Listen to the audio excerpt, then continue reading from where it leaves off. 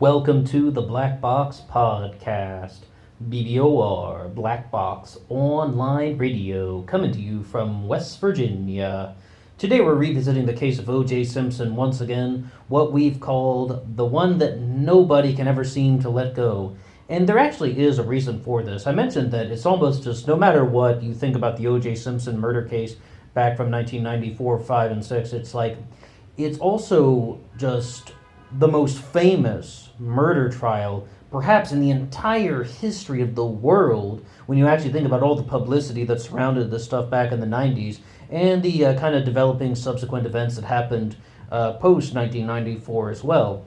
Now, I encountered a program called The First Degree, and it's a program where they were actually had Kim Goldman on the show, and she was promoting a new podcast that she was doing about the O.J. Simpson case, and because of course Kim Goldman is the sister of Ron Goldman, one of the two murder victims. And the first and foremost thing we need to say is I think all parties are in agreement that the deaths of Nicole Brown Simpson and Ron Goldman were horribly overshadowed by the presence of O.J. Simpson during the murder trial back in the 1990s. And I mean, O.J. Simpson was famous. He was an actor. He was a sports announcer. He was doing the Hearst rent-a-car commercials. It's like he became the center point of it all, as well as the dream team of lawyers and all of that. I mean, we don't necessarily kind of need to go through that step by step. And that's a good thing to say about the O.J. Simpson case because you know who the people are. You know the events that happened. So let's get into the heart and soul of the issue. What I would say is, if we're actually going to be talking about the victims, I think that first we'll do a little bit of that and then do kind of some just overall discussion about some of the kind of lesser known things about the case. I thought it was very kind of refreshing to hear some things about Ron Goldman, just who he was outside of this trial. Ron Goldman was not only a waiter at La Mezzaluna, where Nicole Brown Simpson frequented, he was also an actor, a model, and he did charity work. Like he would do things for people who had cerebral palsy, like doing mousse and hairstyling, for the people who had cerebral palsy. They said, he was involved with a lot more things than the average 23 or to 25-year-old. And I began to think about that, and I was just like, yeah, when I was that age, what was I doing? I was eating hot dogs and cheese out of a frying pan because I only had one plate and it broke, and I just couldn't be bothered to buy another one. So I just ate out of a frying pan every night with a fork sitting alone in some little rent-a-room somewhere. I wasn't exactly doing much back then. But, it's like when you actually want to look at some of the things that surround the case, I would say that Kim Goldman has launched this podcast to kind of really get into a different side of the story about what's really going on with just an overlooked perspective with the O.J. Simpson case. But I noticed that during the discussion on First Degree, they were not mentioning any of the conspiracy theories. They're just like, oh yeah, there are conspiracy theories out there, but we're just going to dismiss them all. This is a very big thing that I know a lot of people do, and I just have to completely recommend against it. I have to be like, I don't necessarily know if that's the best approach to this, because if you have certainty that the theories that they're putting forward are not true, debunk them, challenge them. If you can just lay it out in an excellent manner, then do so. And I think, if she's going to be devoting an entire podcast to that particular segment, I would like to hear something like that. What I would say, though, also about Ron Goldman is that we actually heard a new sort of play-by-play of his actions. He was returning Nicole Brown Simpson's glasses to her. The glasses had actually been previously owned by her mother, and Nicole Brown Simpson had been at La Mezzaluna the night she died, and she had left her glasses there. Ron Goldman insisted on returning them to Nicole Brown, going to her home because he knew where she lived. She was friends with Ron. Kim Goldman states enthusiastically that Ron and Nicole were not romantically involved. I mean, countless sources reported that Ron and Nicole were boyfriend and girlfriend, that they were having some sort of a romantic affair. I mean, not really an affair. I mean, they're both single people. I mean, but they're saying that they were romantically involved. And Kim Goldman says fiercely, no, they were not. It was just a platonic friendship. And I think a lot of people cannot comprehend that. I'm quoting Kim Goldman there when she says, I think a lot of people cannot comprehend that. And I was like, I couldn't. I'm still kind of genuinely surprised that a waiter in a restaurant is going to somebody's home to return glasses that she had left behind. If she's the family member and I'm not.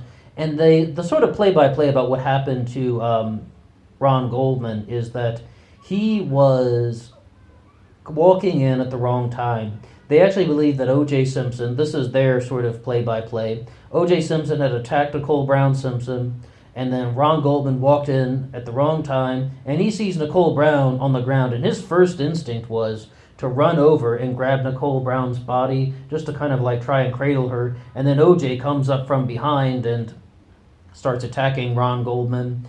And one of the things that I thought they didn't leave out was the very particular thing about the forklifting. That's kind of what they call it, where they believe that Ron Goldman was thrown to the ground and the knife was actually put into him, whoever the perpetrator was, because there are lots of theories out there. The knife was actually thrusted into him, and then the perpetrator lifted Ron Goldman up. And they actually think that Ron Goldman's shirt created an imprint on the ground that was sort of mistaken almost for a footprint at times, like a possible second footprint, but in reality it was just Ron Goldman's shirt when he collided with the ground.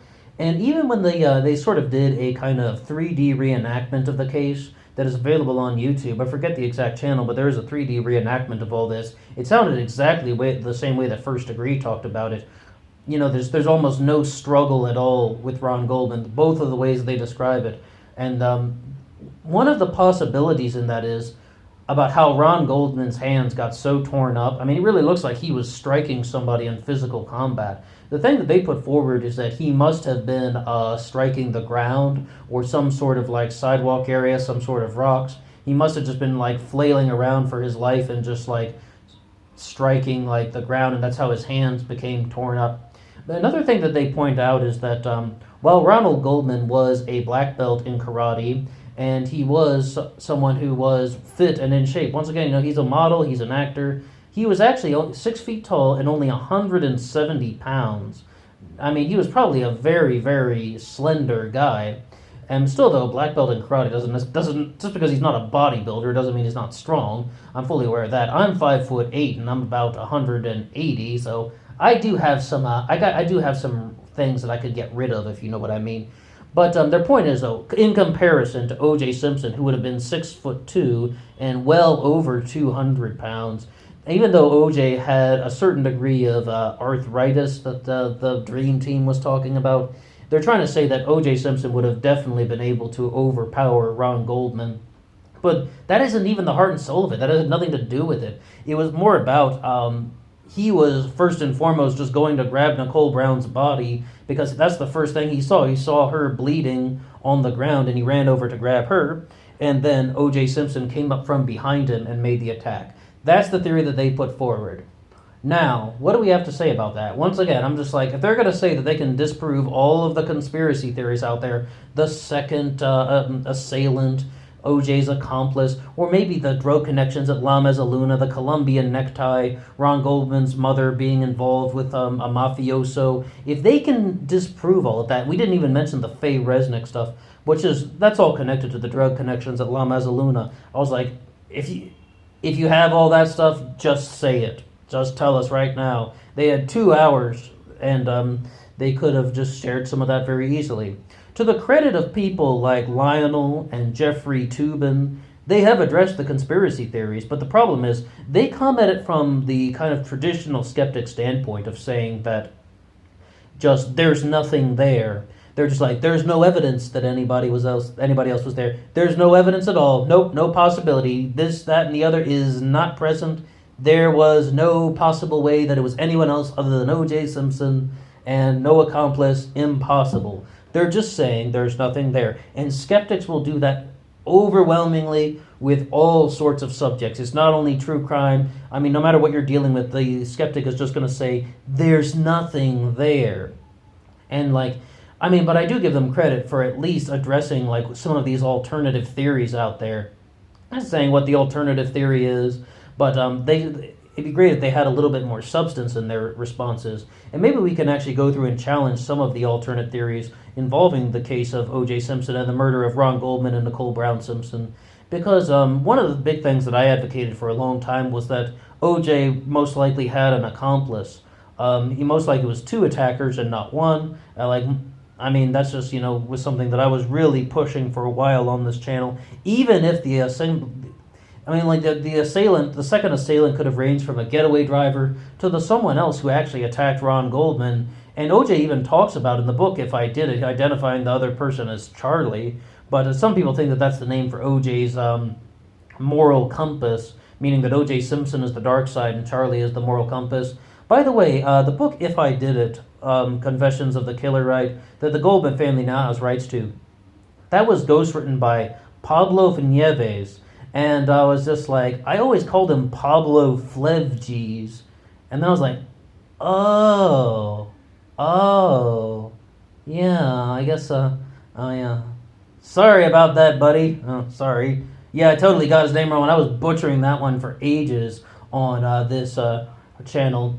But the way that I sort of heard that kind of went down is something that he interviewed OJ, and he actually believed that OJ was the killer, and he just kind of wrote this narrative based on what he believed happened. But it's like, he believed that O.J. Simpson committed these murders. Countless people believe that O.J. Simpson committed murders. 99.6% of people believe that O.J. Simpson murdered Nicole Brown Simpson and Ron Goldman and got away with it. The major alternative theories out there is that this was something to do with drug connections, or just the sole fact that perhaps there was a phone call made to Nicole Brown Simpson's mother at 11 o'clock at night, and the attack actually took place around 12 o'clock or something like that. But based on the timeline that was put forward by Kim Goldman, that would be impossible. The reason why they're saying that is at 11 o'clock at night, O.J. Simpson was in a limousine going to the airport. I would say, though, in the defense of the kind of O.J. truthers, if you're going to call them that, what we have is some of the witness statements surrounding the case really aren't that bold and powerful, such as somebody saw O.J. Simpson open a zipper pocket on his suitcase at the airport and drop something into the trash can. When I thought they were talking about O.J. dumping evidence in a trash receptacle at LAX, they meant like he's just like loading in shopping bags into a trash can. No, they said he opened his zipper pouch and he dropped something in a trash can. Maybe it was an apple core.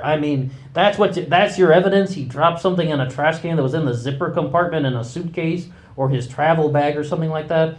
Big deal. So you really see, though, a lot of evidence can be blown out of proportion. I've been very adamant that O.J. Simpson committed these murders. I just thought that there was something else going on that we weren't necessarily aware of. And I'm going to say, though, I'm always open to discussing some of the O.J. truther stuff. I'll love to challenge some of the theories. I'd say a big thing that I've mentioned in the past is during the 1996 interview, when O.J.'s wearing that yellow kind of goldenrod sweater, the 1996 interview that he did,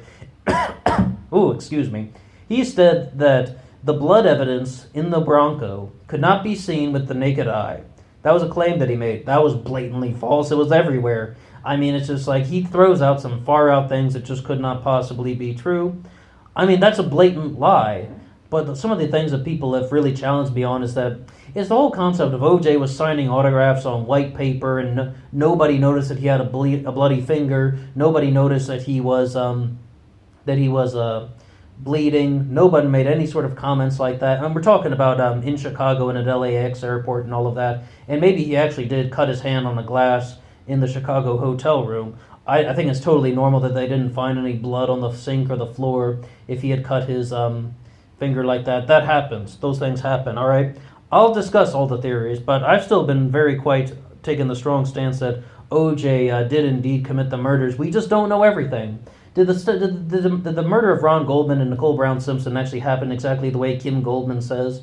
I think it's almost a bit too simple that they just see Ron Goldman's walking home carrying Nicole's glasses. He sees her on the ground, so he just runs over, tries to kind of cradle her to see what's going on. O.J. attacks him. Ron Goldman doesn't have a chance. His knuckles are striking against the ground and they get torn up, and O.J. kind of finishes him off, and then he goes to Nicole Brown Simpson and nearly decapitates her, creating that creating the crime scene the way it was. It's actually, though, in the scuffle with Ron Goldman. That's why they believe that the glove was lost and that O.J. actually cut open his fingers, and that's why O.J.'s blood was at the scene. Of course, the theorists out there would say that the blood was left at the scene because Philip Van Adder placed it there intentionally, and that all the blood evidence in the O.J. case was staged and framed and fabricated. And not only Van Adder, but of course a certain individual named Mark Furman was involved with that, who did know Nicole Simpson back in the 80s, because he actually had met O.J. Simpson once prior. He knew Nicole Simpson. What do you make of all that? I mean, like, he had even, comment on her breast implants and such. He knew a lot about the O.J. Simpson family. That's all I can really say about that, but maybe there is something there, maybe there's not. What do you think about all this? But always remember, let's pay attention to the victims too, Nicole Brown Simpson and Ron Goldman. They were horribly overlooked in this case, and we can also celebrate the good things that they did in life and some of the things that they would have potentially shared with the world. What do you have to say? And until next time.